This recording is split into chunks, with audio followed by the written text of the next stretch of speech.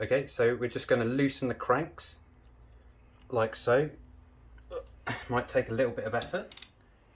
Okay, and then once it's wound out, you can just loosen that off like so. Okay, so we're just going to pull that bolt right out. Okay, so this is the crank puller. As you can see, this bit is protruding out, and that's what's going to do the pulling motion. So we need to unwind that all the way. And then this bit has the threads. Those are the threads that which are going to go into here. You need to make sure that these line up very true. Line up, and you screw that into there like so, and then you should get to that point. And then what you're going to do, we're going to push this in. I'm going to do this by hand for a second, and then I'm going to get my tool on it. Okay, so now I'm going to get the Allen key on it just to give it a little bit more leverage. Now you'll have to hold the pedal as well, and sometimes you may need to get a bar on it as well, which I think we will in this case.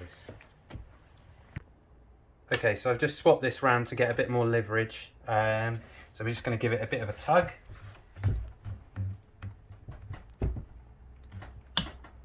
So it's just come in there, so I'm just going to turn it again just to give it a bit more. I'm going to push down this time. So you hold the pedal with the other side.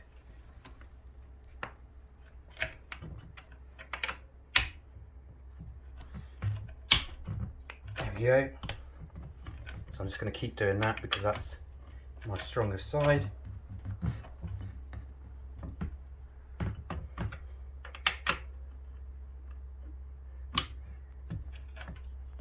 And it's just coming now. There we go. And as you can see, the crank has just pulled out there. And it comes off.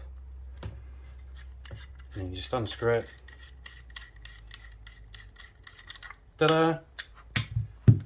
Okay, so this is the other side. We're just going to put that in. So again, the threads on this side can be a little bit tricky, so just make sure it winds in all the way. So that's in all the way. Get that in a little bit. Okay, so this time I'm going to use a ratchet wrench. So obviously last time we used an Allen key, which is a typical bike tool. If you're more of a car mechanic, you might have these, and actually this gives you a bit more leverage. Okay. Okay, so just make sure the bike is stationary while you do this. Sometimes it's best not to be on a stand because the bike can move while you're putting a lot of effort in. Okay, so that's loosened right off now, so I'm going to pull that out and I'm going to just unscrew. And what you'll find is this should just pop off, like so. There we go, there's your crank off. Okay, so what we're going to do now is we're going to split the chain. So in order to do this, we need a chain tool. So this is a chain tool. Okay, so we basically make sure that this is wound all the way out, and what we're going to do is place this very neatly, so not like what I'm doing right now, into this bit here. And then what you're going to do is hold that straight once I got it in place. Now this can be a bit tricky. Okay, it's in place now. Excuse me, I'm left-handed. Okay, and we're going to wind that all the way, and what you will see is it will push that pin all the way out. Now when you push that pin, you want to make sure that it's not all the way out. You want it so you can just get it back in if you want to in the future, so you can put your chain back together. Okay, so that you should feel a little bit of give, and it's just sort of spun off. So now that that's done that, I'm just going to push it a little bit more. Oh, you can feel it now. You should feel some tension. Okay, and now what we're going to do is unwind. Okay, and now you can see that that chain is well and truly split. So now I've pushed that all the way through. You can see that I've left a little bit of the pin there. Now that will enable me to push that back through if I need to. But basically what we're going to do is just split the chain now. So give me a minute while I wrestle with the chain. Okay, so you can see there that basically we've got that little link protruding. Now what you could do is screw that back in later on, but that is a weaker chain now. So what we recommend, and this is what we do with all our builds, custom built e-bikes, is we use what you call split links or power links if you're looking at SRAM. Now these can be had for about £3 and they come in different speeds for your chain. Now the easy way to see what speed your chain is if you're not clued up on bikes, which a lot of us aren't, then you can just count the gears on your cassette. So this bike has 1, 2, 3, 4, 5, 6, 7, 8, 9. So it has 9 gears. So we need a 9-speed quick link. So if you go on Amazon or any retailer online, then basically you can get a 9-speed quick link. And the way these work is basically, excuse my mucky fingers, you basically push that, you would fasten one end to the chain. Let's do that now. Fasten one end to the chain, and then if that pin wasn't there, then you'd fasten that side, and basically it would clip in like that and you would pull. Next step is we're going to remove the bottom bracket. Okay, so generally if you've got an older bike, what we tend to use is this stuff. So that's penetrating oil. So generally what you would do is spray, and what this does is it basically loosens old parts, old seized parts. So achy joints, but now we're talking about bikes. So, okay, what we're going to do is just give it a bit of a squirt. Now sometimes you might want to leave that overnight, if it's a particularly old bike and you haven't touched any of these parts for a long time. But we're just going to leave that for about a couple minutes. Okay, so the next thing to do, obviously we've let that set for a period of time. Got a breaker bar. Now you might not have one of these, but it does help quite a bit in terms of giving us some leverage. So what we're going to do is put the socket on. Now, as we used the crank puller earlier, we know that it's an internal spline. So inside here, this will fit in here. Now, sometimes they might be external, so they might be on the outside, at which point this would fit. But this one's internal, so we're going to go with internal. Okay, so you put that onto the breaker bar, and what we're going to do, we're going to get this so it's upright so we can get the leverage to go down, and it's always this way. Okay, so that's in there.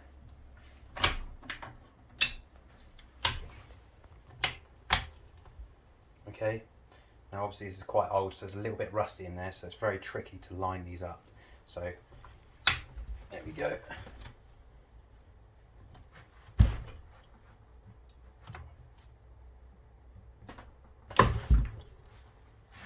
There we go. Take that off the breaker bar, or keep that straight actually. I'm going to go in again and just unwind like so. And you'll see the thread come out. But yeah, if it wasn't for that penetrating oil, I'm not sure that it would have come off so easy.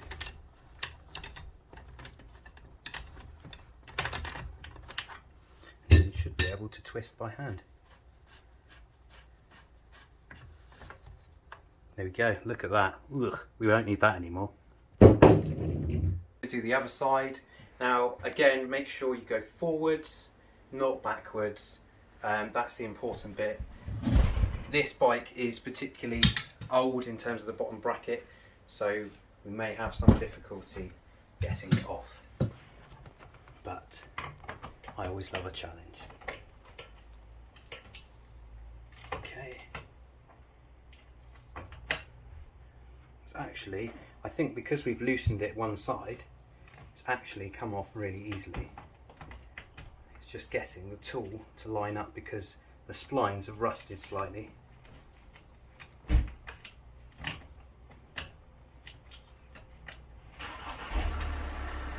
So I'm just going to take this off the breaker bar now because we've done the hard work, and we're just going to twist it off like so.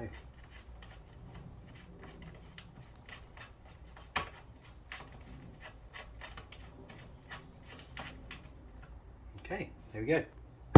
Okay, so now you can see we've got the bike on a stand.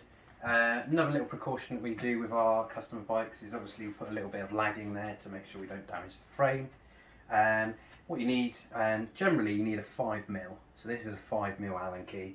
And what we're going to do is remove the front derailleur. So this is quite common with older bikes. You have gears on both sides. And we're going to remove this derailleur because we no longer need it because we're going to put a motor here. So we go in with the 5mm, just here. Okay, and just give it a bit of a crack, which will be a twist. And that bolt has never come off, so it might be a bit old. So don't be afraid to give it a bit of welly. Okay, that's still going. Wind it all the way out. Okay, and then you'll find that that will come off. Now, little trick that we find, you can see I have the clippers or the pliers here. Now, instead of cutting it like most people we've seen do it, you can actually just pull very hard and grip, and it will just take that end cap off. So just watch while I do that now. There we go. Okay, so the final bit to do is just to disconnect the cable from the derailleur. So as you can see, it's sort of it's clamped in there. So what we're going to do is just unwind that, and then this should come free. There we go. Okay, so the next thing to do is obviously we need to clear. So we've pulled this cable through, and we need to remove the brake lever and the gear lever. In order to do that, we need to take these off. We need to take the handlebar grip off and the bar end. Now this bike has cable operated V-brakes, very traditional, and they do stop very well. So what we need to do first is we need to just pull this here, which you can see you can pull it up and out. So I'm going to pull these and push this up and out. So as I do that, let's just watch as I do that. There we go. So up and out, so that gives us a bit of freedom. And then what we're going to do is come over to here.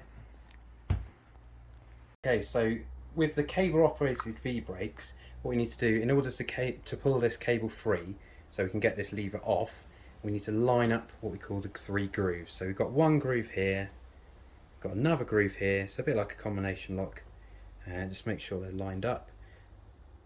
And this will mean that we can pull this totally free. In order to do that, we just pull the brake lever and pull that free. And as we do that, we're going to pull that, and as you can see, there's a little, this is where the brake lever, brake cable is, and we're going to be able to wriggle that free. There we go, one free brake cable. Okay, so this is a bar ends, they're quite common. Generally they're fastened with an Allen key. This happens to be a 5mm, so we're just going to undo that one. Off it comes. Okay, so this is a grip, and to be honest, the quickest way to get them off is a bit of wriggling and wrestling really with it. The only other thing you can do is you can slide some water or WD-40 in there to make it a little bit more slippery, but I think this one is going to slide right off. So let's just do that right now. I'm just going to stabilise the bike and pull it right off. Okay. So the next thing to do is we're actually going to take the gear and brake unit off the handlebars. Now you just need to slide them off. Now sometimes these are combined units, so it's one unit. With this bike, the gears are not integrated, so you do need to take the 2 off. So this is a separate Allen key here, and there's also another one here. Now all you need to do is just slightly loosen them like so. So you can just slide them off, and then with the brake cable we're going to have to get underneath. So let's just do that one. Might be a little bit tricky. Oh, there we go. That's fine. And then what we're going to do is just slide them both off. Okay, so now this bike is fully ready and prepared for our motor. So there's nothing else to take off. It's totally bare. There's no chain. There's no crank. There's no chain ring at all. So it's totally ready to accept our kit. So let's unbox our kit.